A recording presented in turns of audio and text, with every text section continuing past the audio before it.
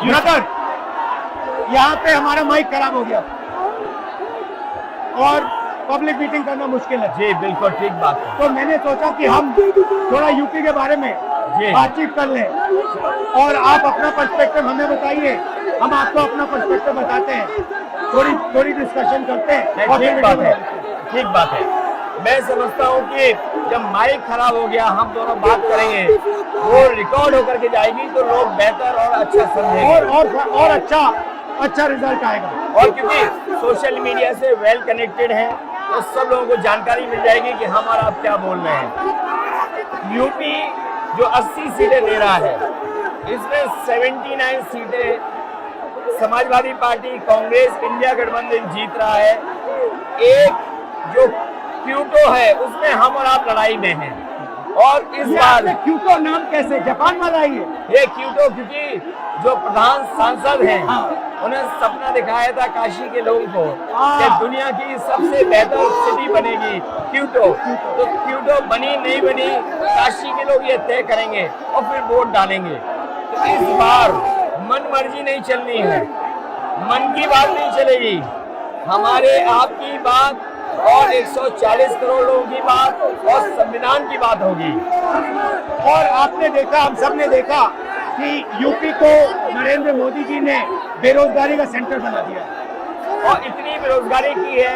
ये जितने बच्चे दिखाई दे रहे हैं ये दिखाओ, वो लोग हैं दिखाओ जो अग्निवीर या पेपर लीक जिसकी वजह से इन्हें नौकरी नहीं मिली है और ये सब रोजगार नौकरी चाहते हैं। बीजेपी ने जो झूठे सपने दिखाए थे इन्वेस्टमेंट मीट के, जो झूठा सपना दिखाया था डिफेंस एक्सपो का, जो सपने बेचे थे G20 में, लेकिन इन नौजवानों को न नौकरी मिली न रोजगार मिला, आज ये खाली हाथ हैं। तो इसलिए हमें और आप मिल के जो आपने कहा, जो इंडिया गठबंधन कह रहा है कि 30 लाख बच्चों को नौकरी दी जाएगी, उस दिशा में हम लोग काम करेंगे। और पहली नौकरी पक्की स्कीम जिसके माध्यम से हर ग्रेजुएट को नौकरी का अधिकार, बेहतरीन ट्रेनिंग और बैंक अकाउंट में 1 लाख रुपए साल के। आपने नोट किया कि मोदी जी खटाखट बोलने शुरू कर दिए। ये आपके खटाखट के बाद वो रटारट खटाखट कर रहे हैं। अच्छा, आप एक बात बताइए, मुझे क्यूरियोसिटी है, थोड़ा आप अपने पापा के बारे में मुझे बताइए जी। मुलायम सिंह यादव जी के बारे में बताइए। आपने उनसे क्या सीखा? नेताजी और उनके साथ के लोग बिल्कुल जमीनी राजनीति करते रहे। हालांकि नेताजी कुश्ती, पहलवान और गांव के थे। करते हो कुश्ती? नहीं, मैं कुश्ती नहीं कर पाया जीवन में, क्योंकि मैं मिलिट्री स्कूल में चला गया तो कुश्ती नहीं कर पाया। लेकिन नेताजी इसीलिए धरती पुत्र बोले गए कि वो जमीन की बात को समझते थे। धरती पर जो लोग हैं उनकी क्या भावना है उसको लेकर के वो आगे बढ़ाना चाहते थे। और आपका इस क्षेत्र से और इस शहर से आज का लगाव नहीं है, न जाने कितने सालों पुराना लगाव है। जो इमोशनल कनेक्ट आपका इस शहर और शहर से है वो शायद और किसी राजनीतिक परिवार का नहीं होगा। तो नेताजी से उनका हार्डवर्क और अपने लक्ष्य के लिए लगातार काम करते रहना, जो गैर बराबरी की लड़ाई डॉक्टर राम मनोहर लोहिया यहीं लड़े थे। हालांकि हमारी आपकी विचारधारा की यहाँ टकराव रहा, लेकिन हमारे व्यक्तिगत या जो सिद्धांत में कभी समझौता नहीं हुआ।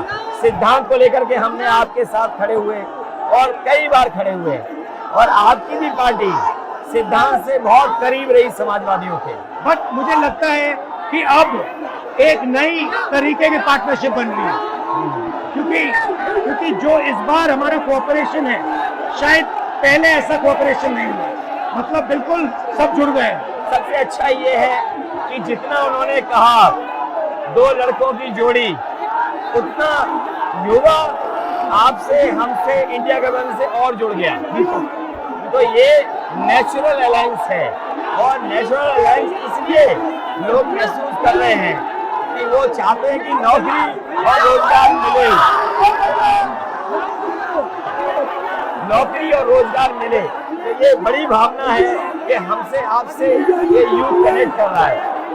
सबसे सबसे बड़ी बात, महंगाई की चोट सबसे ज्यादा इन लड़कों को लगती है। हमारी थिंकिंग है और आपकी भी है कि ये जो 22-25 लोगों को नरेंद्र मोदी जी ने पूरा का पूरा धन पकड़ा है, उसको ठीक करने के लिए जो हमारे युवा हैं, माताएं बहनें हैं, उनको डायरेक्ट बैंक अकाउंट में पैसा देना है। देखिए, ये जो लोगों के पास पैसा पहुंचने से जो अर्थव्यवस्था को लाभ मिलेगा, मैं समझता हूँ इनका भाग्य भी बनेगा और देश की अर्थव्यवस्था ही बेहतर होगी।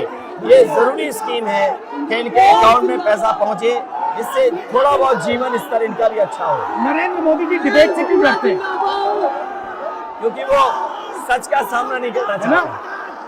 पूरा उनका झूठ का गुब्बारा है।